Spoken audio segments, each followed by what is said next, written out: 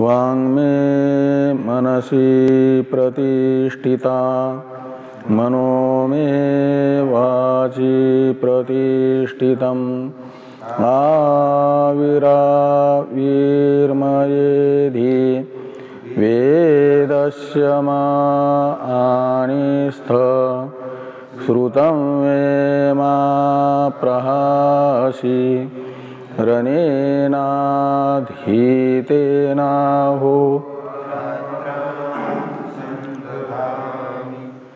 ऋतं वदिष्यामि सत्यं वदिष्यामि तन्मामवतु तद्वक्तारमवतु अवतु माम् अवतु वक्तारम् अवतु वक्तारम्। ॐ शान्ति शान्ति शान्तिः। शङ्करं शङ्कराचार्यं केशवं बादरायणं सूत्रभाष्य कृतौ वन्दे भगवन्तौ पुनः पुनः। ईश्वरो गुरुरात्मेति मूर्तिभेद विभागिने व्योमवद्व्याप्तदेहाय दक्षिणामूर्तये नमः। ॐ शान्ति शान्ति शान्तिः।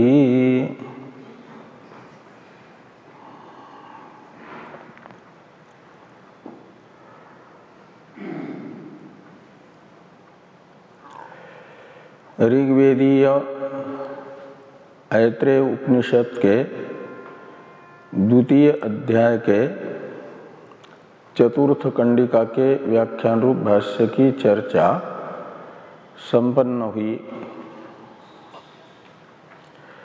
पंचम मंत्र का विचार आज होना है।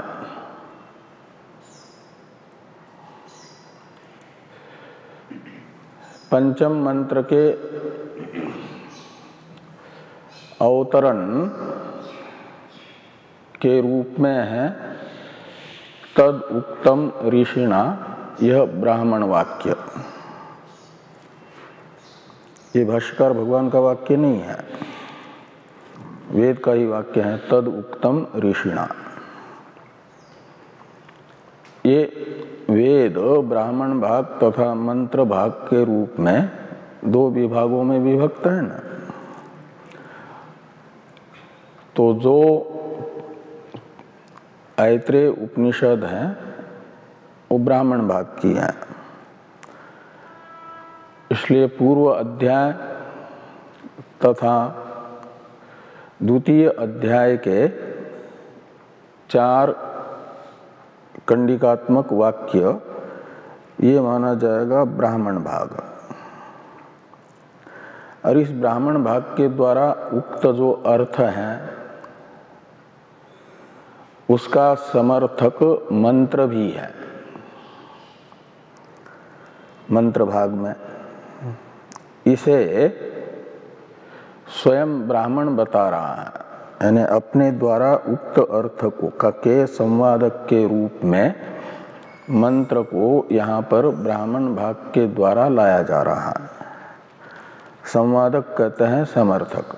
ब्राह्मण ने जो अर्थ बताया उसी अर्थ को बताने वाला जो मंत्र होगा उसे कहा जाएगा ब्राह्मण का भाग का संवादक मंत्र भाग। इसलिए भगवान भाष्यकार ने तो एवं इत्यादि से तद उक्तम ऋषिणा इस ब्राह्मण भाग वाक्य का भी व्याख्यान किया है। पहले टीकाकार तद उक्तम इत्यादि ब्राह्मण भाग है इसे बताते हुए एवं इत्यादि उसके व्याख्यान रूप भाष्य का अवतरण लिखते हैं। तो सबसे पहले व्रत कथन करते हैं कि पूर्वाध्याये अध्यारोप प्रकरणोक्तम आवसथ त्रयम् वैराग्यार्थम इह प्रपंच तस्मिन् एव अध्याये तस्य संसारस्य निवर्त्यत्वेन तद अपवादार्थम यत् तत्वज्ञानम उक्तम स एतम एव इत्यादिना तत्सफलम प्रपंचयितुम तद उक्तम ऋषिणा इत्यादि ग्रंथ। ये लिखते हैं कि पूर्वाध्याये यानी ऐत्रेय उपनिषद के उपनिषद क्रम से प्रथम अध्याय और आरण्यक क्रम से हो जाएगा द्वितीय चतुर्थ अध्याय। तो पूर्वाध्याय शब्द से आरण्यक क्रम से जब लेंगे तो चौथा अध्याय, ये अर्थ निकलेगा पूर्वाध्याय शब्द का। और उपनिषद क्रम से प्रथम अध्याय में अध्यारोप अपवाद प्रकरणोक्तम आवसथ त्रयम् वैराग्यार्थम इह प्रपंच। तो जो अध्यारोप अपवाद न्याय से पूर्व अध्याय में यानी प्रथम अध्याय में तत्व का वर्णन किया है, तो अध्यारोप अपवाद प्रक्रिया में दो अंश है, एक अध्यारोप अंश और एक अपवाद अंश। तो पहले अध्यारोप अपवाद प्रक्रिया के अध्यारोप अंश का वर्णन करने वाला जो प्रकरण उसे कहा जाएगा अध्यारोप प्रकरण। अध्यारोप अपवाद प्रक्रियागत जो दो अंश हैं, अध्यारोप अंश और अपवाद अंश, उसमें से अध्यारोप अंश मात्र का वर्णन करने वाले ग्रंथ को कहा जाता है अध्यारोप प्रकरण। और फिर उसका निषेध करने वाला जो ग्रंथ भाग है उसे कहा जाएगा अपवाद प्रकरण। तो यहाँ पर कहते हैं कि प्रथम अध्याय में जो अध्यारोप प्रकरण आया है उस अध्यारोप प्रकरण में आवसत त्रय बताए गए हैं। किस लिए? तो वैराग्यार्थ। आवस्त्रय जो बताए गए हैं प्रथम अध्याय में अध्यारोप प्रकरण में, आवसत त्रय का मतलब तीन आश्रय जीवात्मा के।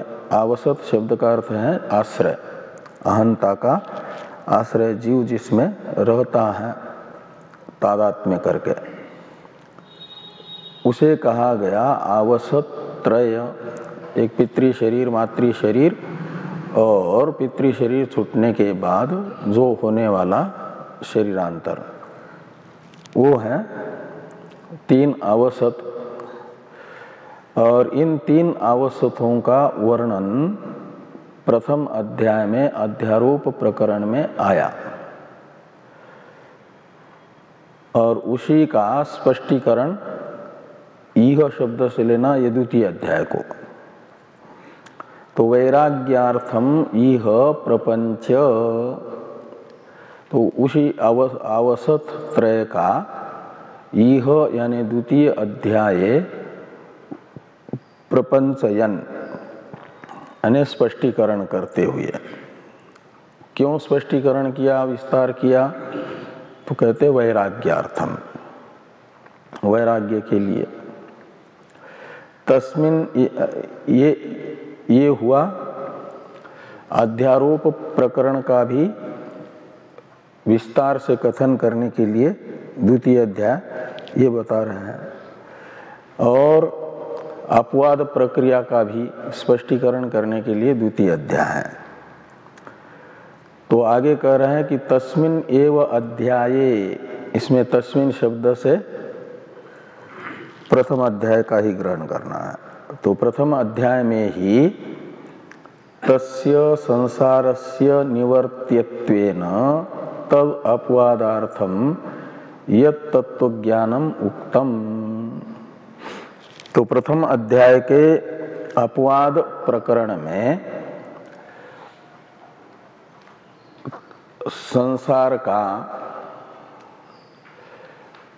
संसार में निवर्त्यत्व होने से, निवर्त्यत्व रूप से तद अपवादार्थम, यानी पहले तो संसार में निवर्त्यत्व बताया गया और निवर्त्यत्व होने से तद अपवादार्थम यत् तत्व ज्ञानम उक्तम, अध्यारोप प्रक्रिया में उसका अध्यारोप हुआ और संसार ही यही आवसत त्रय जो तीन जन्म के आश्रय हैं, इन्हीं के कारण सारे अनर्थ उपलब्ध हो रहे हैं, प्राप्त हो रहे हैं।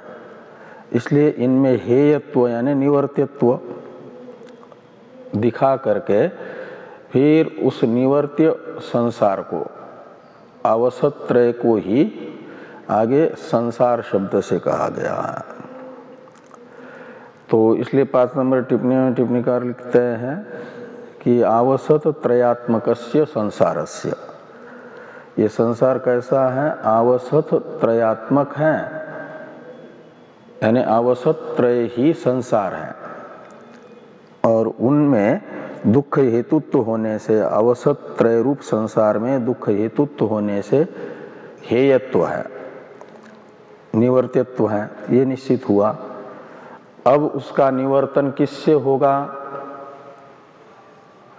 निवर्त्य आवसत त्रय के निवृत्ति का उपाय अपवाद प्रक्रिया प्रकरण में प्रथम अध्याय में ही बताया गया है, तत्वज्ञान। इसे कहा गया तद अपवादार्थम। इसमें तत् शब्द का अर्थ है आवसत त्रय रूप संसार जो हेय है, उसका अपवाद यानी निषेध करने के लिए यत् तत्वज्ञानम उक्तम, जो तत्वज्ञान बताया गया उसे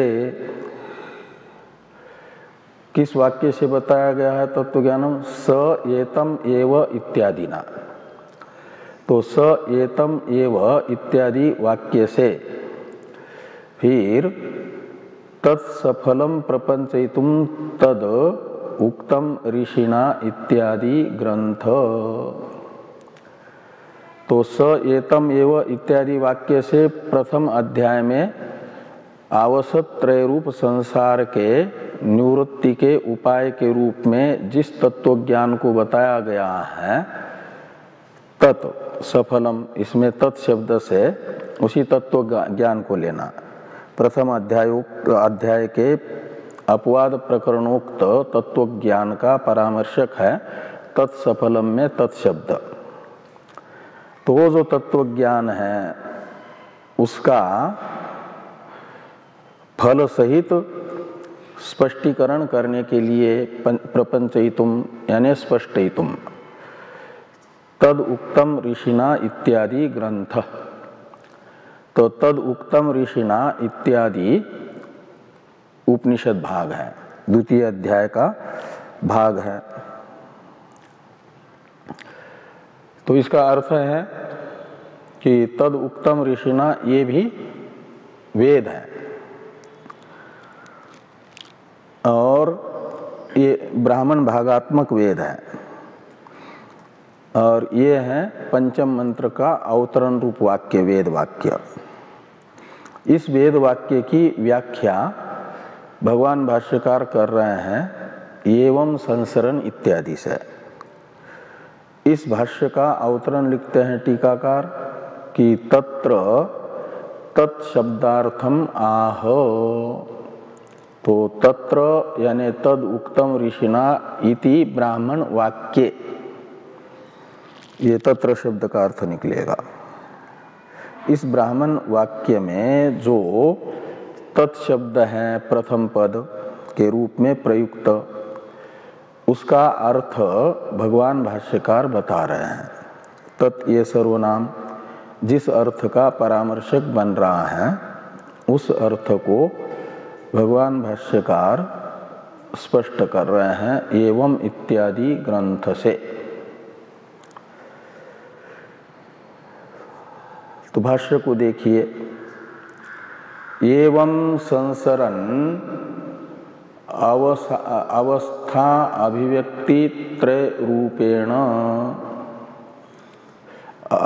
अवस्था त्रय अभिव्यक्ति त्रयेण, क्या एवं संसरन अवस्था अभिव्यक्ति त्रयेण जन्म मरण प्रबंधारूढ़ सर्वो लोकः संसार समुद्रे निपतित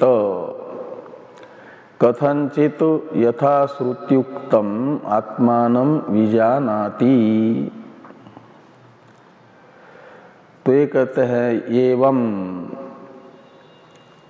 यानी प्रथम अध्याय में तथा ये जो द्वितीय अध्याय के 4 कंडिकात्मक वाक्य हैं, इन वाक्यों के द्वारा उक्त प्रकार को एवं शब्द से ग्रहण करना है।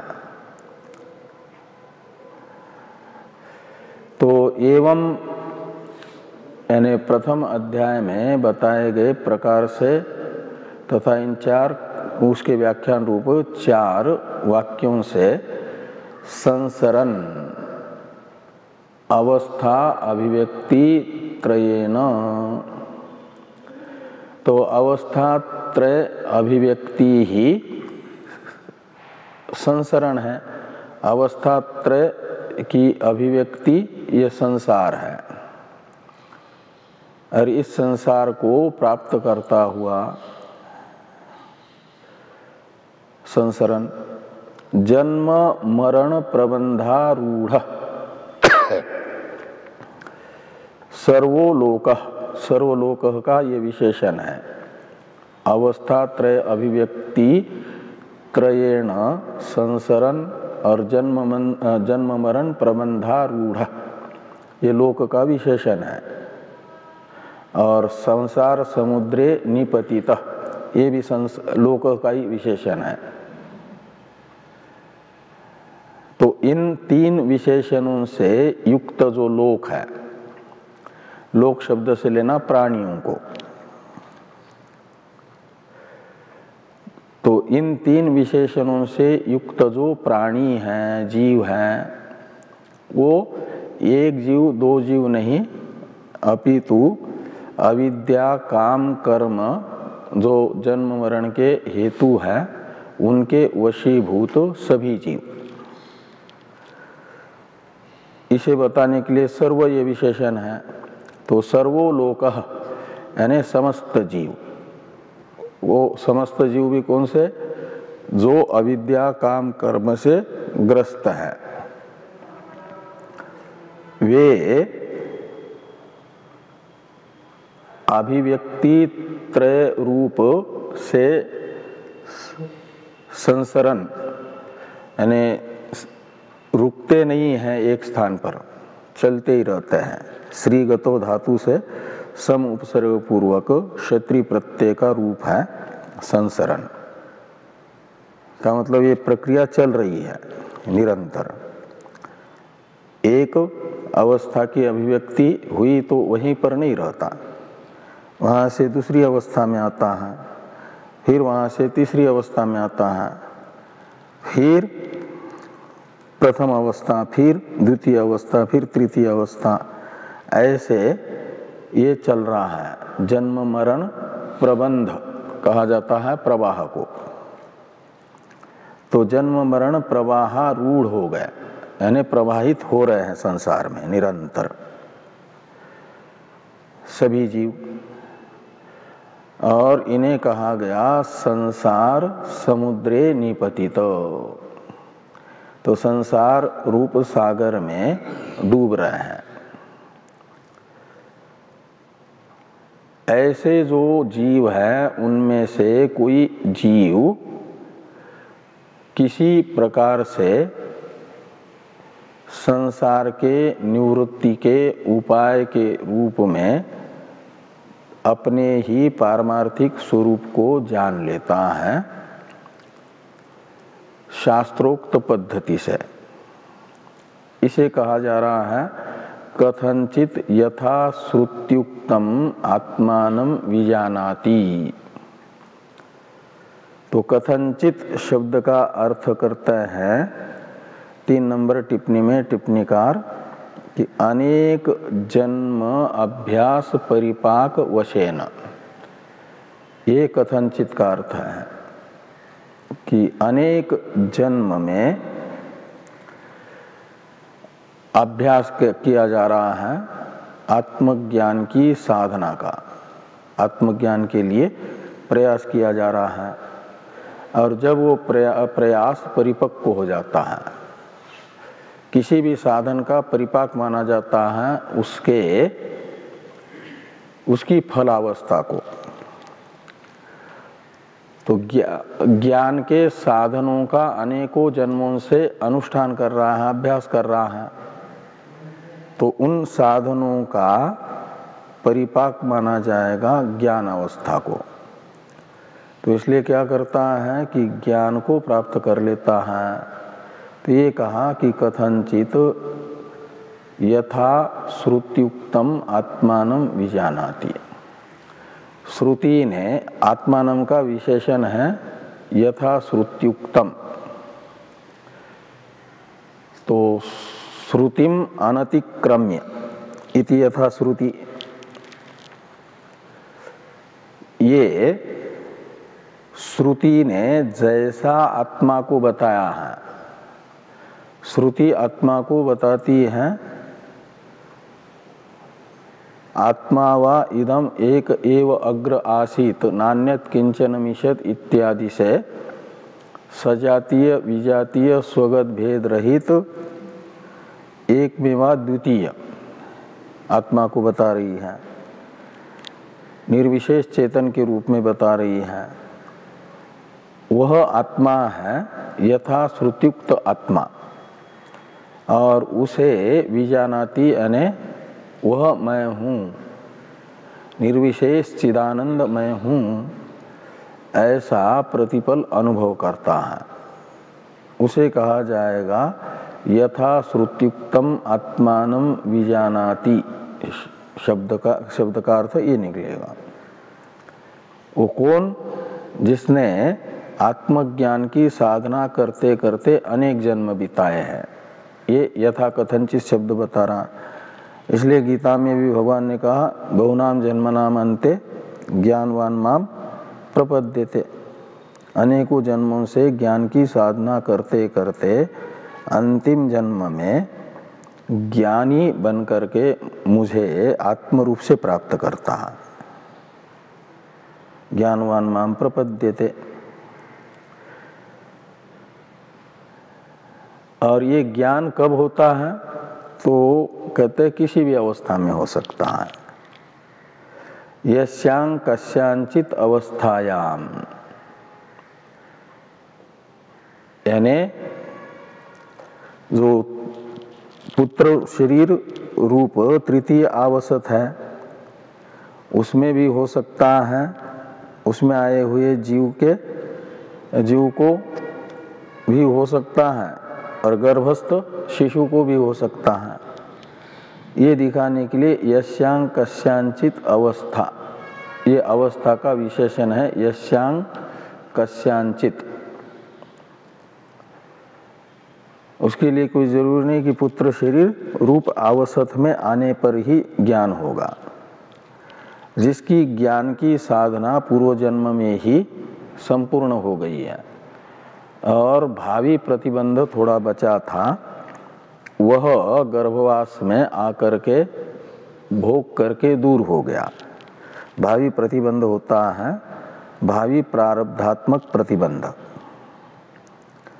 वो बनता है शरीर छोड़ने से पूर्ववर्ती शरीर में रहते हुए ही प्रारब्ध निश्चित होता है। सर्व सामान्य जनों का प्रारब्ध तो एक जन्म का ही होता है और किसी किसी का प्रारब्ध होता है पूर्व 2 जन्म का, 3 जन्म का, 4 जन्म का। इसलिए ज्ञान होने के बाद भी कई लोगों का जन्म होता है ना। हाँ, कार्तिक जी का, कार्तिक का हुआ है, ये जो है राजा भरत का भी हुआ है, और ये जो है स्कंद का, स्कंद यानी कार्तिक, उनका भी जन्म पार्वती के शाप से हुआ था ना। पहले उष्ट्र के रूप में सनातन का नारद जी को उपदेश सनातन ने दिया है ना। और फिर सनातन जी का उष्ट्र के रूप में जन्म हुआ। उष्ट्र के बाद में फिर माता पार्वती प्रसन्न हुई और कहा कि मेरे पुत्र बनिए आप, तो स्कंद के रूप में जन्म हुआ। तो ऐसे कई एक साधकों के भी जन्म होते हैं, लेकिन वो कोई ज्ञान होने के बाद, जैसे सनातन तो ज्ञानी थे ना, कोई नया प्रारब्ध नहीं बनता। पूर्व जन्म के यानी जिस समय अज्ञान था, पूर्व शरीर छूटते समय ही जिसकी बुद्धि ज्यादा परिष्कृत हो जाती है, उनको याद भी ज्यादा रहता है ना। तो जब शरीर पूर्व शरीर छोड़ते हैं उस समय कर्म की फिल्म देखते हैं तो अधिक कर्म याद रहते हैं, 2 जन्म 3 जन्म के भी फल दिलाने वाले। और उसके बाद शरीर पूर्व शरीर छूटता है, ये शरीर धारण कर लेते हैं।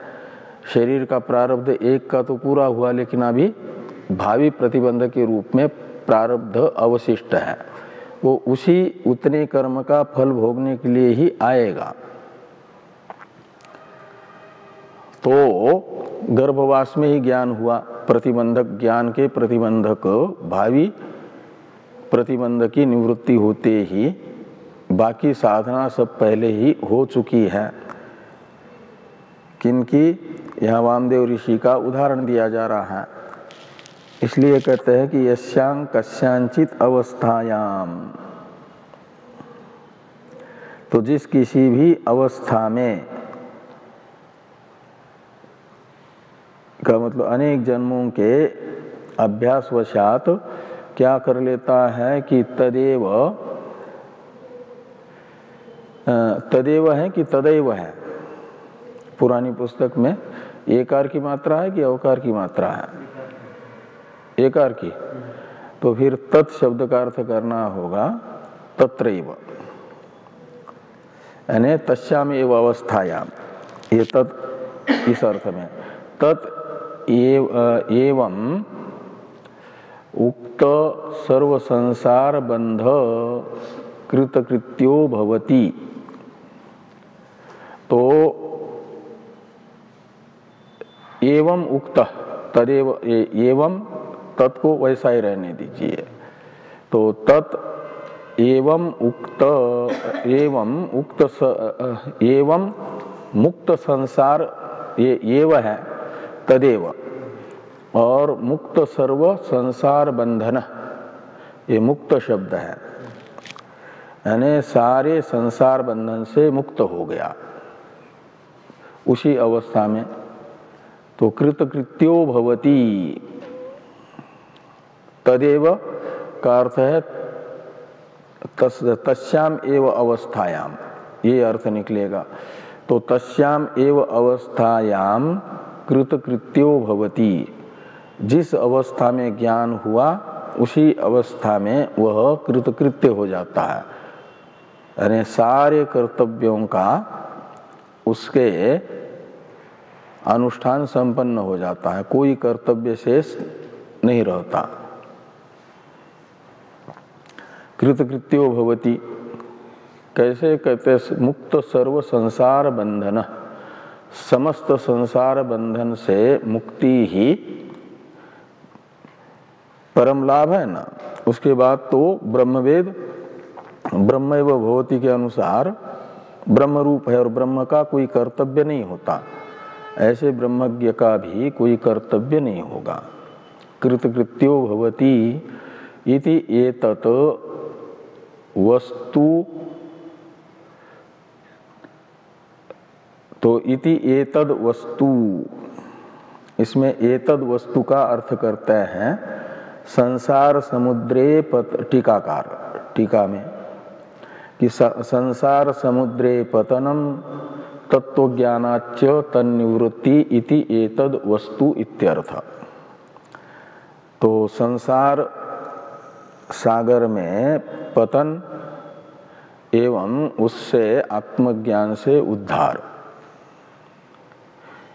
इस वस्तु को तत्शब्द से कहा गया है। और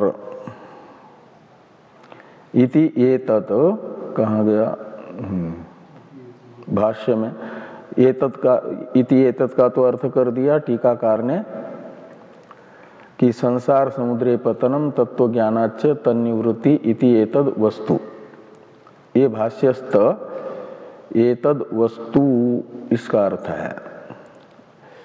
और इसी अर्थ को तद उक्तम ऋषिना इस वाक्यस्थ तत्शब्द बता रहा है। जीव का संसार सागर में पतन और संसार की निवृत्ति आत्मज्ञान से ही होती है, यह तद उक्तम ऋषिना इस वाक्यस्थ तत्शब्द का अर्थ है।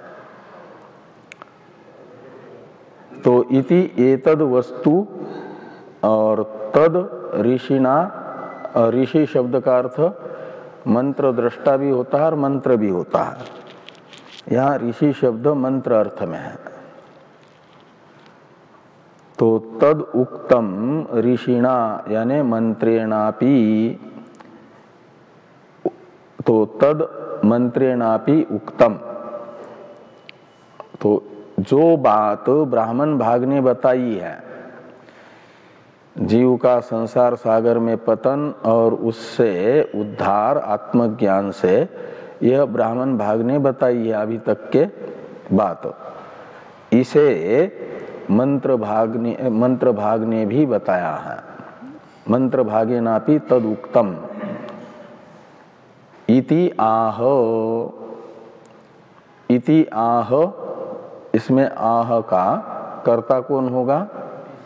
तो आह के कर्ता के रूप में लेना ये तद उक्तम ऋषिणा, ये ब्राह्मण वाक्य ये बात बता रहा है। इसलिए टीका में टीकाकार ये कहते हैं कि आह इति ब्राह्मणम इति शेष, आह के, आह इस क्रिया के यानी कथन क्रिया के कर्ता के रूप में ब्राह्मणम इस पद का अध्यार करना, यानी ब्राह्मण भागात्मक यह अवतरण रूप वेद वाक्य बता रहा है कि ब्राह्मण ने जो बात बताई वह मंत्र भी उसका समर्थन कर रहा है, मंत्र के द्वारा भी वह बात समर्थित है। ये आपके तद उक्तम ऋषिणा, ये जो वाक्य था ब्राह्मण वाक्य, उसका व्याख्यान रूप जो भाष्य है उसका अर्थ हुआ। अब गर्भेनु इत्यादि मंत्र है, यह मंत्र वही अर्थ बताएगा जो ब्राह्मण ने बताया है। इसलिए तो ब्राह्मण के द्वारा अपने द्वारा उक्त अर्थ के समर्थन में मंत्र को लाना सार्थक होगा। तो मंत्र का पहले उच्चारण कर लें।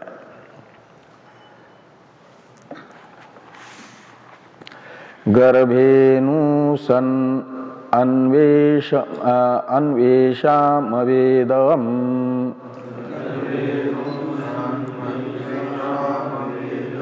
अहं देवानां जनिमानि विश्वा शतं मा पुर आयसीररक्षन्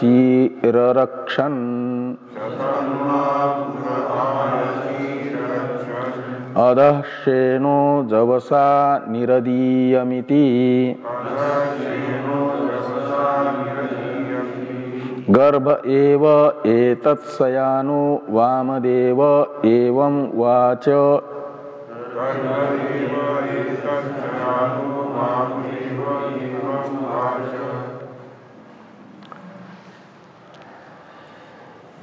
तो नु ये निपात है वितर्क अर्थ में, उसका अहो ये अर्थ निकलेगा।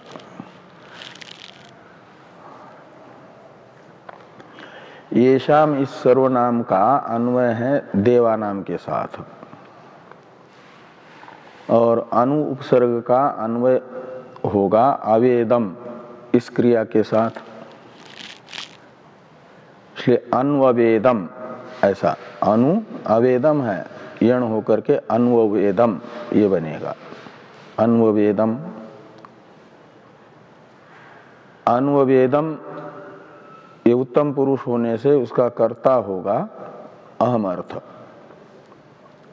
जो अहम पद प्रयोग किया है वो अन्ववेदम क्रिया के कर्ता को बताने के लिए है।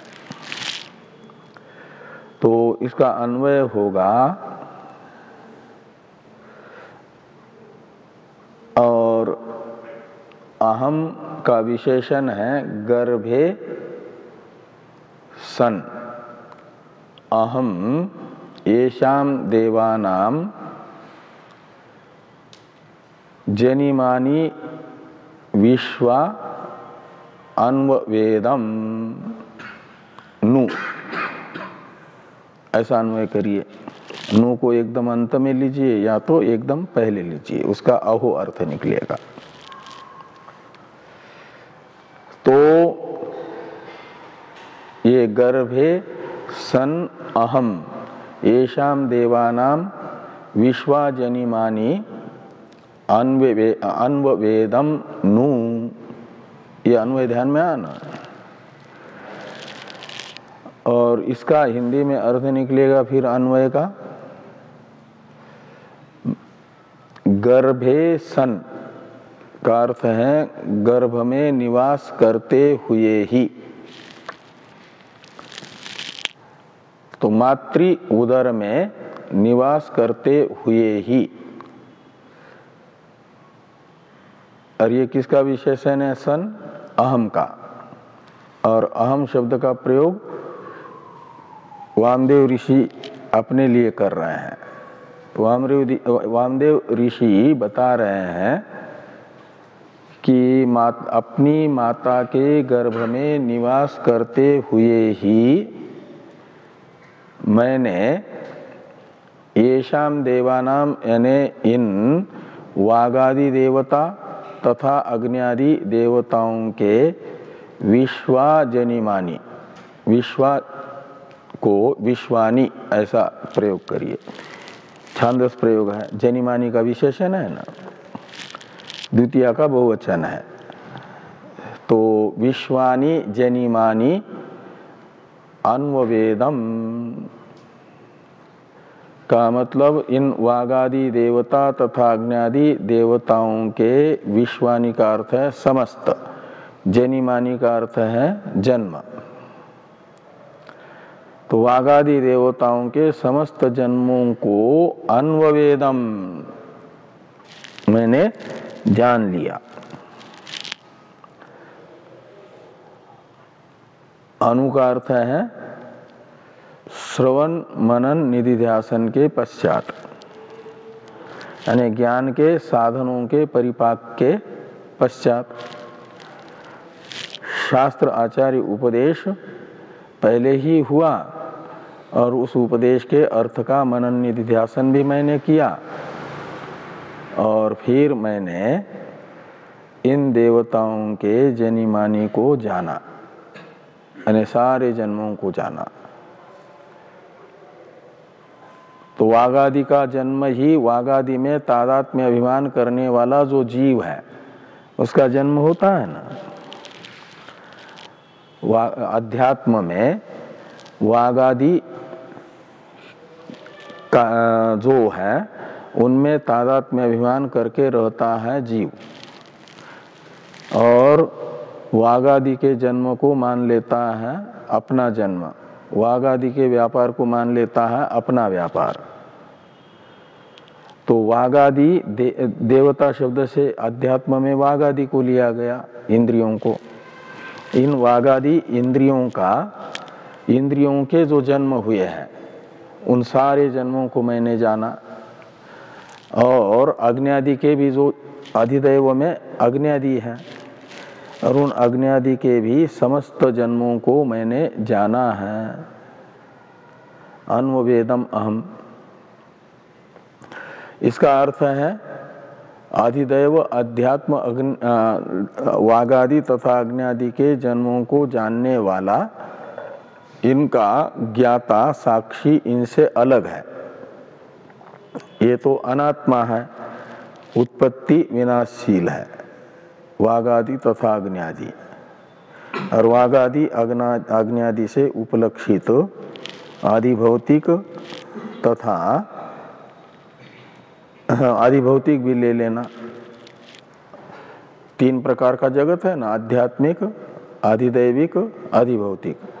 आध्यात्मिक जगत को वागादि शब्द से लिया गया, और आदिदैव जगत को अग्न्यादि शब्द से लिया गया। बचा अधिभूत जगत, उसे उपलक्षण समझना, उपलक्षण विधेया उसका भी ग्रहण कर लेना। और यही संसार है, अध्यात्म अधिभूत अधिदैव अनात्म पदार्थ का ही ये वेद्य कोटि में आते हैं, और इनका वेत्ता मैं हूँ, और इन सबको जानने वाला ये तो हो गया क्षेत्र। वागादि तथा अग्न्यादि और उनसे उपलक्षित अधिभूत सारा जगत, ये है क्षेत्र, और इनको जानने वाला हो जाएगा क्षेत्रज्ञ। और वो क्षेत्रज्ञ एक है, अनेक नहीं है। ऐसा गीता का 13वां अध्याय बताता है। आकाश में भासमान जो सूर्य है, उस सूर्य के दृष्टांत से ये कहा गया है ना कि जैसे आकाशस्थ सूर्य सारे जगत को प्रकाशित करता है, उसके प्रकाश से अनेक है, प्रकाशक सूर्य एक है। ऐसे आत्मा के भी प्रकाश्य अनेक है, अधिभूत, अधिदैव, अध्यात्मादि, सारा जगत अनात्म पदार्थ, लेकिन उन सब का अवभाषक आत्मा एक है, वो मैं हूँ। ऐसा वेत्ता के रूप में अपने आप को जाना, क्षेत्रज्ञ के रूप में जाना, क्षेत्र मात्र के दृष्टा के रूप में, चेतन के रूप में जाना। वामदेव ऋषि ने गर्भ में रहते हुए ही आत्मज्ञान प्राप्त कर लिया, ये अर्थ निकलेगा। और आगे कहते हैं कि अधः, दूसरे वाक्य में एक अधः पद है ना, कहाँ पर? अरक्षण अधः। यहाँ पर जो अधः है, उस अधः शब्द का अर्थ है आत्मज्ञान से पहले। ये जो प्रथम वाक्य के द्वारा वामदेव ऋषि को गर्भ में हुआ आत्मबोध बताया गया, इस आत्मबोध से पहले वामदेव जी कहते हैं कि अधः शतम पुरः आयसी ही शतम आयसी ही पुरः मां अरक्षण, ऐसा अन्वय करिए। अधः आयसी ही शतम पुरः मां अरक्षण, इसका अर्थ है कि अधः यानी आत्मज्ञान से पहले, पुरः शब्द से लेना शरीर, बहुवचन है पुरः यानी शरीरानी। तो और शरीर कितने, आत्मज्ञान से पहले कितने शरीर धारण किए, जितने भी धारण किए वो सब, उनको बताने के लिए विशेषण है शतम। शतम ये उपलक्षण है अनेकों का, बहुतों का। तो बहुत सारे जो शरीर है अभी तक ग्रहण किए हुए, उन शरीरों का विशेषण है आयसी ही। आयसी ये भी बहुवचन है। आयसी का अर्थ है आयस कहा जाता है, आयस्कांतमणि। इसमें आयस का अर्थ होता, आयस्कांतमणि तो कहते हैं पारस को, और आयस कहा जाता है लोहे को। लोहे को सोना बनाने वाला अयस्कांतमणि वो है पारस। और आयस का अर्थ है लोहा, और आयसी शब्द का अर्थ निकलेगा लोहे के जैसे। तो जैसे लोहा का भेदन करना बड़ा कठिन होता है ना, ऐसे आयसी इससे लेना आयसी अयोमय यानी लोहे के विकार के तरह विकार वाला यह अभी तक ग्रहण किया गया का शरीर समूह, ये सारा का सारा कैसा था, तो लोहे के तरह दुर्भेद्य था। आयसी इस विशेषण के द्वारा बताना है दुर्भेद्य को, उसका छेदन करना बड़ा कठिन था, उसको निवृत्त करना कठिन था। शरीर आदि में आत्माध्यास को हटाना ही सबसे बड़ी कठिन बात है। कहीं ना कहीं आकर के बैठ ही जाता है आत्माभिमान अनात्म वस्तु में, कई प्रकार अलग अलग हो जाते हैं, लेकिन ये किसी न किसी प्रकार से साधक को बार बार इस शरीर में बांधता ही रहता है। इसलिए कहा कि ये शरीर कैसे हैं, यानी आयसी के तरह है, यानी लोहे के तरह दुर्भेद्य है। और ये कब थे दुर्भेद्य? अधः यानी आत्मज्ञान से पहले। लेकिन ऐसे दुर्भेद्य एक प्रकार से लोहे के पिंजड़े में फंसा हुआ जो मैं था, लोहे का जाल जैसा था, वामदेव ऋषि कह रहे हैं। लेकिन इसे भी मैंने क्या कर दिया, तो एक दृष्टांत बताते हैं कि सेन नाम का एक पक्षी होता है, चील। चील एक पक्षी है ना, हाँ? बाज, हाँ। तो वो मान लो कहीं जाल में फंस जाए तो जोर से उस जाले को लेकर के भी उड़ जाता है और फिर जाले का भेदन हो जाता है, जाले से नीचे से निकल आता है। ऐसे ही कहते हैं शेनो जवसा निरदीयम। तो सेन पक्षी के तरह जरसा यानी वेगेन, जवसा, जरसा नहीं जवसा, तो जवस कहते हैं वेग को।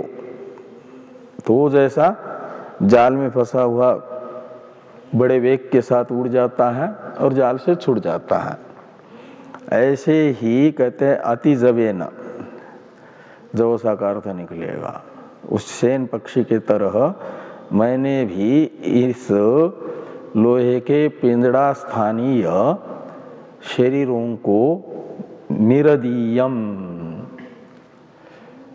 निरदीयम का अर्थ है इस शरीर से निकल गया, शरीर से अलग हो गया, आत्मज्ञान से आत्मानात्म विवेक द्वारा साक्षात्कार हुआ और उस साक्षात्कार ने मुझे लोहे के पिंजड़ा स्थानीय शरीरों से अलग कर दिया, निकाल दिया, पिंजड़े से मैं निकल गया। तो निरदीयम,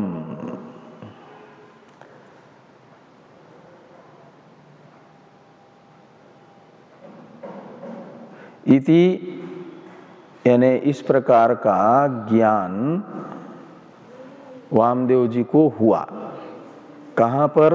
तो कहते इति गर्भ एव एतत् शयानो वामदेव एवं वाच। तो गर्भे यानी मातु उदरे, गर्भ शब्द का अर्थ निकलेगा माता के उदर में ही, शयान का अर्थ है रहते हुए। वामदेव यानी ऋषि वामदेव जी ने एवं वाच ऐसा कहा, यानी वहाँ आत्मज्ञान हुआ और आत्मज्ञान होने पर इस मंत्र का उनके मुख से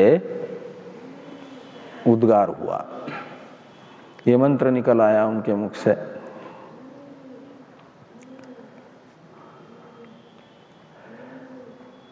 इस मंत्र के व्याख्यान रूप भाष्य को देखिए। भाष्य है कहाँ से? गर्भे नु मातुर्गर्भे गर्भाशये एव सन, यानी वसन। गर्भे सन का अर्थ कर दिया माता के उदर में निवास करते हुए ही, और नु इस निपात का अर्थ करते हैं कि नु इति वितर्के, तो नु निपात वितर्क अर्थ में है।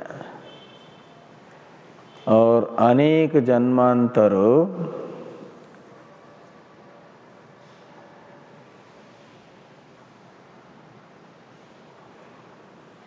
तो अनेक जन्मांतर भावना परिपाक वशात येषाम देवानाम वाग अग्न्यादीनाम जनिमानी यानी जन्मानी विश्वा यानी विश्वानी सर्वाणी अन्ववेदम अहम अहो, एनु का ही अर्थ कर दिया अहो अंत में। तो ऋषि वामदेव जी ने माता के गर्भ में निवास करते हुए ही ऐसा जाना कि अनेकों जन्मों से परिपक्व हुई जो भावना है, यानी आत्मात्मा का विवेक करते करते आत्म भावना परिपक्व हो गई, और आत्म भावना के परिपाक वश से क्या किया? तो येषाम देवानाम का अर्थ करते हैं वाग अग्न्यादीनाम, अध्यात्म वागादि देवता और अधिदेव अग्न्यादि देवताओं के समस्त जन्मों को मैंने जान लिया। अहो, ये बड़ा आश्चर्य है, क्योंकि अभी तक तो अपने आप को वागादि स्वरूप समझ करके पीछे वाला जन्म आगे वाला जन्म समझता ही नहीं था। अज्ञानी का समझता, इसी जन्म का विचार उसके मन में आता रहता है। और अब अनादिकाल से जितने भी इनके जन्म हुए हैं उन सारे जन्मों को मैंने जान लिया। जैसे भगवान कहते हैं ना गीता में, बहूनि में व्यतीतानि जन्मानि तव च अर्जुन तान्यहं वेद सर्वाणि न त्वं वेत्थ परन्तप। मैं मेरे भी और तुम्हारे भी अनेकों जन्मों को जानता हूँ, लेकिन तुम नहीं जानते हो अपने जन्मों को भी। और जब आत्मज्ञान होता है तो सारा अतीत वर्तमान भविष्यत संसार मेरा ही दृश्य है, एक समस्त क्षेत्र मात्र का दृष्टा साक्षी मैं ही हूँ, ये निश्चय होता है। उस आत्म रूप से दृष्टा बन जाता है सारे जन्मों का।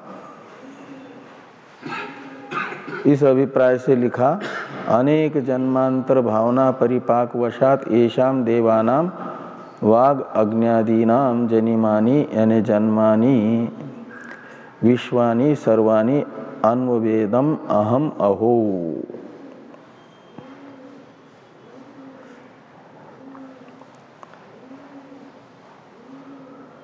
इस प्रकार ये, और अनुवेदम का अर्थ कर दिया भाष्य में भाष्यकार भगवान ने कि अनुबुद्धवान अस्मि इत्यर्थ।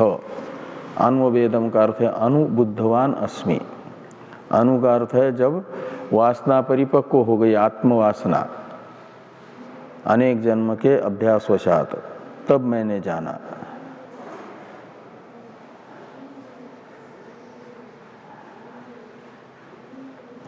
अब शतम मापुरः इत्यादि का व्याख्यान आ रहा है भाष्य में, इसकी चर्चा हम लोग करते हैं कल। इससे पहले वाग अग्नि नाम, इस पर थोड़ा सा टीका में वाक्य है, इसको देखिए। उक्तानि जन्मानि शरीर ग्रहण रूपानि तद उपलक्षितः सर्वोपि संसारो अनेन पदार्थ विवेक पूर्वकम, अच्छा, संसारो वागादि करण तद अधिष्ठात्री देवतादि संघातस्य लिंग शरीरस्यैव न तु असंगस्य व्यापिनो मम इत्यर्थ। तो ये कहते हैं उक्तानि जन्मानि, उक्त जो सारे जन्म हैं वो किसके हैं? तो लिंग शरीर के हैं, यानी सूक्ष्म शरीर के हैं। तो उक्तानि जन्मानि, और जन्मानि का अर्थ कर दिया शरीर ग्रहण रूपानि लिंग शरीरस्यैव, इसके साथ अन्वय करिए। तो तद उपलक्षित सर्वोपि संसारो वागादि करण तद अधिष्ठात्री देवतादि संघातस्य। तो ये जो है वागादि करण और उसके अधिष्ठाता अग्नि देवताओं रूप संघात है, वही तो लिंग शरीर है, समष्टि वेष्टि, और उसी के ये सारे जन्म है शरीर ग्रहण रूप। शरीर से लेना स्थूल शरीर। न तु असंगस्य व्यापिनो मम, सर्वत्र देश काल वस्तु से अपरिछिन्न जो असंगमय हूँ चिदात्मा, उस मेरा यह शरीर ग्रहण रूप जन्म नहीं है एक भी, ऐसा वामदेव जी ने जाना।